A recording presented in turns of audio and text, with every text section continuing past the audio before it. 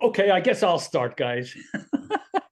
Yeah, no worries. Welcome, everybody, to another episode of the Real Estate Guys. And today, the reason why I'm laughing is because we were just talking about some really funny stories. So today, we've got some funny stories and possibly even a scary story or two to tell you about experiences that we've had in real estate. And we think you'll really get a kick out of it.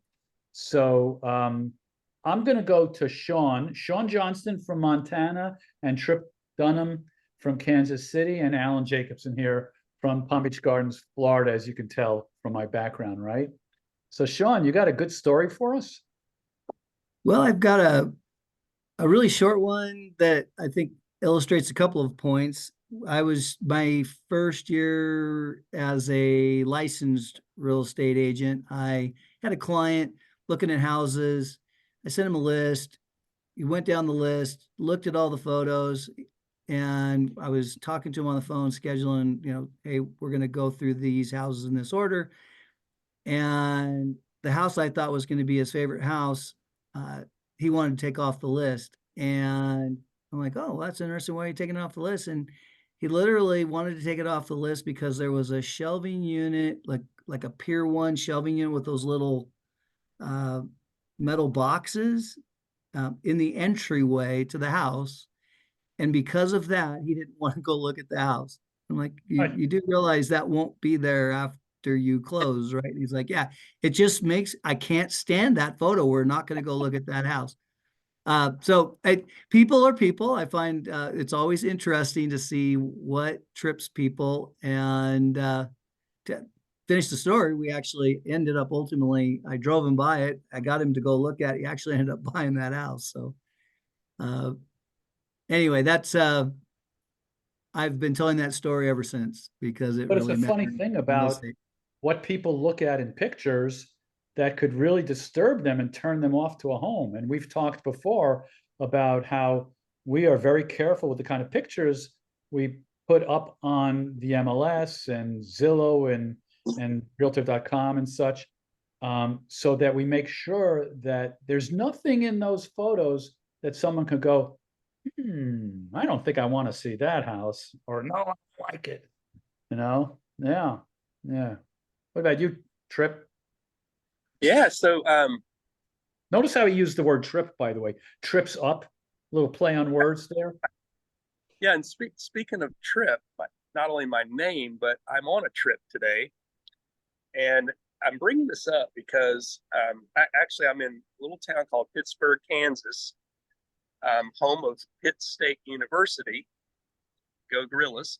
Um, my granddaughter was actually invited to a softball camp down here that college coaches come to and host and coach and whatnot. But why I'm bringing that up is in real estate, I find that most of the business that I end up doing is through face to face interactions with people in a multitude of different settings. Well, So it looks like you're back. Okay. it wouldn't surprise me that today, um, some real estate will occur even in a casual environment in a college town.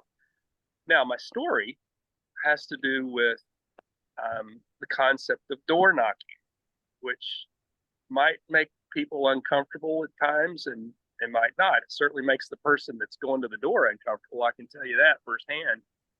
But back in my early years, I was knocking on doors looking for inventory of a home. And generally, it was um, introducing myself and I'd meet someone at the door and basically let them know either I had an open house that I wanted to invite them to or um, that the market was really tight, which it's been for the last 5 years. Um, I was looking for inventory to see if they might know of anybody that's looking to sell. Well, most of the time, the answer is no, because people haven't really been thinking about it. But periodically, there would be people that would kind of think of a neighbor or someone down the road that might be looking to sell. So I had this one specific incident where Seem to be I, the only one that hasn't frozen here. Oh, yeah, coming back. okay. Am I frozen on your You're end, good Sean? now. You're No, you good haven't been now. you haven't been frozen on my end at all. So Okay, Ah, maybe that's on your end, Alan. But anyway, so I had this one incident where I walked to the door and I see a gentleman, an older gentleman, behind the door, and he had this snarl on his face. And I'm like, in my mind, going, oh no, this is not going to be fun. I was dreading walking to the door. He had a snarl, which created a snarl in my own mind. So I walked to the door and I said, hey, the market's tighter than a drum out there. I was kind of wondering if you might know of anybody that's looking to sell their home. I'm looking for inventory. And he didn't hesitate. I said, do you know of anyone looking to sell their home? And he goes, yeah, me. And it startled me so much. And I was so befuddled that I didn't know what to say, because no one ever says, yes, it's me. Even if it is them, they don't really tell you right up front. But yet this gentleman scared me enough, had in my own mind a snarl enough that would never be the case. Lo and behold, 4 days later, we listed, sold their home. So that's my ironic story, I suppose. so you had Mr. Scrooge, who all of a sudden you just put him in a good mood. You must have done something. Well, Yeah. I think the beautiful thing about real estate, and back to the original entree here, when you're out and about face to face with people, you find that people want to do business with people they want to do business with. And I find it much more effective to be out with people in casual environments. And we bring up, everyone wants to talk about real estate. I don't even have to bring it up. And in general, the topic that everybody's near and dear to their heart, we end up having casual conversations that lead to oftentimes real estate deals. So And who would say no to That's that cool. face? I'm sorry? I said, who would say no to that face? I'm not sure whether it was because you were grumpy Gus or you just had that great smile that Tripp's got. So grumpy Gus, there you go. Yeah. Well, I've got a, excuse me, a funny story and then a bit of a scary story that happened recently. Excuse me. Funny story was I went on a listing appointment and I get into the home, and I think it was a 3-bedroom home, and staring right in front of me on the living room wall was this massive sailfish that was obviously stuffed or whatever it is they do, excuse me, with it, and some other things. And I'm like, probably not the best thing to have in a home if you're trying to show it to the masses, because what people don't realize is what you like is not necessarily what the general public is going to like, and you want to have as many potential buyers go into your home and be able to envision themselves and say, yeah, I really like this home. And if there's something that might turn their stomach, maybe they're a vegetarian, who knows?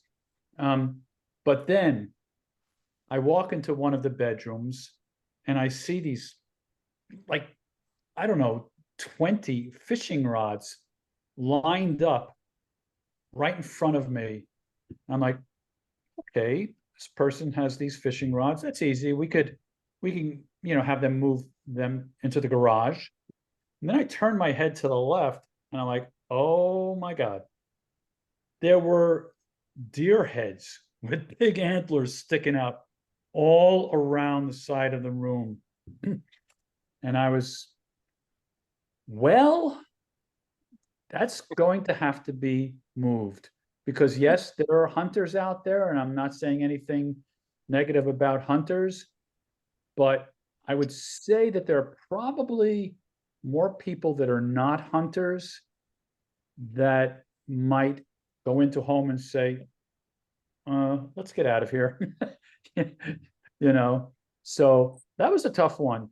But the scary thing that happened to me, I have a listing I'm putting on the market like within the next week.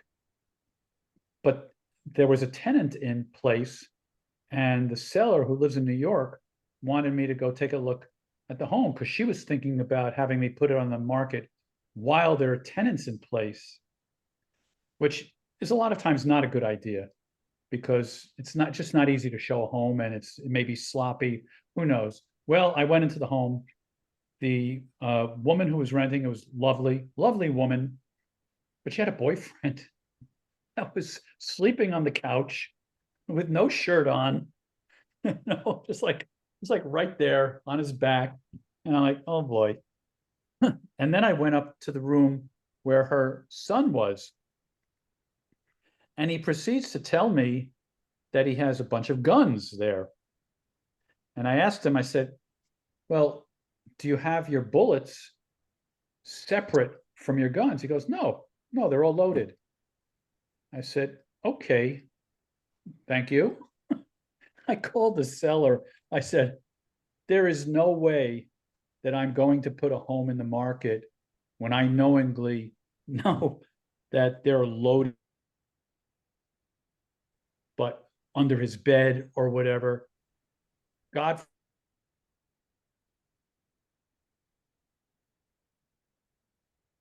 Hello. Hello. Did we We've lose lost Alan? Yeah. We've lost Alan. You know what? There he is. And I wasn't going to, put myself or potential buyers in a position, because if that's found out or they see something, it could be an issue. So that was a little scary to me. It's interesting. That's almost every home in Montana. So Really? both of those. How do you handle that? Well, I think it's a really common thing, but well, both here and where I'm from in Washington. Like the very first sale I ever did here, second listing I ever did here in Montana, the gentleman was a custom muzzleloader builder, and we went into his studio. He lived on 113 acres up in the mountains, really cool place. And I'm a former elk hunting guide, and so we were, chatting all that kind of stuff. And we go out there, and there's muzzle loaders and black powder pistols everywhere. And I'm like, okay, so I like this, you like this. Probably the buyer for this particular kind of a property is going to be interested, but we certainly don't want these at risk. And so in that particular case, I'm trying to remember what we actually did. Usually I shouldn't say those kind of people with firearms usually have a gun safe somewhere to protect them from getting robbed. In his case, I don't think he had that. I think what we ultimately did was the same thing that guy that taught me to shoot pistols way back in the day. We just put everything under a bedspread on the bed, and we were there. I was always there for every showing, and so I was in the room. Nobody was, pulling bedspreads back to find the firearms. But and also, they were, it wasn't in in the that main case, they were house. muzzle loaders. What's that? It wasn't in the main house. Well, it was in one of the main parts of the property that everybody was going to want to go look at. So Right. But that's a situation where I would assume, you show them the home, and then you could let them know in advance, this is the situation. Are you comfortable with this or not? You know what I'm saying? But if it's the main house, you don't have any choice. There's, 2 or 3 bedrooms. That's it. yeah, no, I think it's interesting because I think it's how we perceive it a lot of times. I get the presentation of a property, like a sailfish on the wall in the living room. I can't see my paint. Buyers just generally can't see their painting instead of the sailfish, or their painting instead of the elk head, or, whatever the case might be. And I think in those cases, presentation of the property and all that kind of stuff makes very good sense. And then obviously, like firearms or jewelry or any of that kind of stuff, I always tell my clients, hey, people are going to be coming through. We don't want anything that would cause somebody to want to come back to your house out in the open. And those kinds of items are things that some people would go, wow, okay, well, thanks for showing us the house. We'll be back at 1 o'clock in the morning when nobody's home, hopefully. But no, I think Also medicine, you don't want to leave medicine Exactly. bottles out. I Yeah, actually, exactly. I had a an agent one time call me up and accuse, like didn't even ask, but basically accused um the buyer that I was walking through with of taking somebody's heart medication. And I'm like, what heart medication? What are you talking about? Like she thinks that we went through the drawers and somebody took this person's heart medication. Um, and I said, well, do you think it's not possible that this person just misplaced it? You know, if this person has a heart condition, he or she might have certain other comorbid conditions where just maybe the memory is not remembering or misplacing. But like right away came out with this accusation, they took his heart medicine. He's going to die. Yeah, I had a client that called us and said, "Hey, I think somebody took my Tiffany's figurine." So, and again, we were going to tell funny stories, but it's leading us right into some of the things that why, like in our case, we show up for all showings so that we're able to be there, kind of keep an eye on what's going on, make sure everything's, handled appropriately and that kind of thing. It, there's a lot of layers. And Yeah. I've And walked why into we the, also make sure that the homes are presented in kind of a vanilla neutral way so that we can attract the most number of buyers instead of limiting the audience. And that's something that oftentimes is an education for the sellers to understand. As you say, Sean, the home you live in is not the home that what? you sell You sell. Exactly. every time. Trip, you look like you have something to say. Yeah, I was gonna on the theme of elkheads, Yes.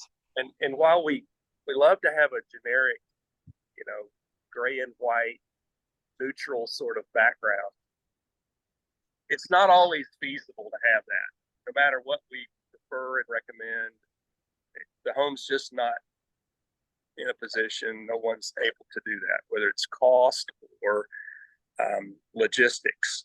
So I had a house, and Sean, this is I think of you in this house now. Everything Montana, I think of you. This house was And we got a 5-minute warning, guys, just so you know. All right, this house was decorated in a Yellowstone motif. So had a big, huge elk head in the front entry. And in Kansas City, this is not common, right? I mean, you do have people that have deer head, whatnot, but you could tell as you walk through this house that it was decorated like someone that lived in Yellowstone. It looked like a nice cabin sort of approach that I would envision Montana looking like. So with the elk head, the sellers informed me they were not taking that down because it would create such a big hole in the wall that it was going to stay. So instead of fighting that, my instincts, I actually wove that into our discussion at the opportunity showings where we showed people the house, buyers, agents, and the buyers, and I was there just like you guys, and basically shared with them about the Yellowstone motif. And actually, these particular sellers were moving back to Yellowstone, so it made it more, in my mind, more palatable to understand that there's a reason behind why it's set like this. These people are from that area. They're moving back to that area. They decorated accordingly. We even put that in our ad copy about the Montana lifestyle, the Yellowstone lifestyle. In fact, I even used the word Yellowstone in there. It was as if Yellowstone, Kansas City meets Yellowstone. And so people weren't misled when they came into the house. They kind of knew already, oh, this is what this unique house is about. And then that was the case where, the grays and whites, while that might have been preferable, was not feasible. So we went with it, highlighted it, and the house ended up selling. So that's my one story that's a little bit opposite, but you could still make that work when the situation requires. That was great because what you did was you made a story around it. Right. And when you tell stories, it creates emotion and people buy with emotion. So that was a great thing you did. Yeah. Well, I I thought think you were we've going to got tell me enough. he threw a sheet over it. What's that? So I thought he was going to tell us he threw a sheet over it. Oh, No sheet. No, They got to see it's it. really common up here. So well, and my background is kind of in that realm. And so, but it's very common up here. And normally that particular environment is usually also oftentimes a home that is more lodge in look and presence. So it typically the motif follows, but I've been to houses in really fancy neighborhoods where, you're having to step around an elk head and it's like, okay, this, I love elk and I love, that's beautiful. I'd love to hear the story, but I bet we can find a corner in the garage and a sheet and, we'll protect it. It's going to the new house. I got to help you find a place big enough to put that in. So Right. well, I anyhow, think we had some good stories today, and I'm sure we can come up with other different types of stories at another time. But I think anybody have any final words of wisdom? I think we pretty much can wrap it up for today. Looking forward to the next episode. What it is, I don't know yet, but I'm looking forward to it. yeah, we didn't have a conversation about what we're going to chat about next week. So We will definitely do it that. will be a surprise presentation next week. It's like opening the mystery box. There we go. There you go. There Well, you wait, go. that'd be fun. We should get people to submit their ideas and then put them all in a hat, and we can pull ideas out of the hat, and we have to respond to it in the moment. That would be fun. I like that. Love it. Love it. Okay. All right, everybody. Thanks for joining the Real Estate Guys. Hope you enjoyed some of our stories. Reach out to us if you're in our area and want some help with selling or buying or just information. And we'll see you next week. Take care.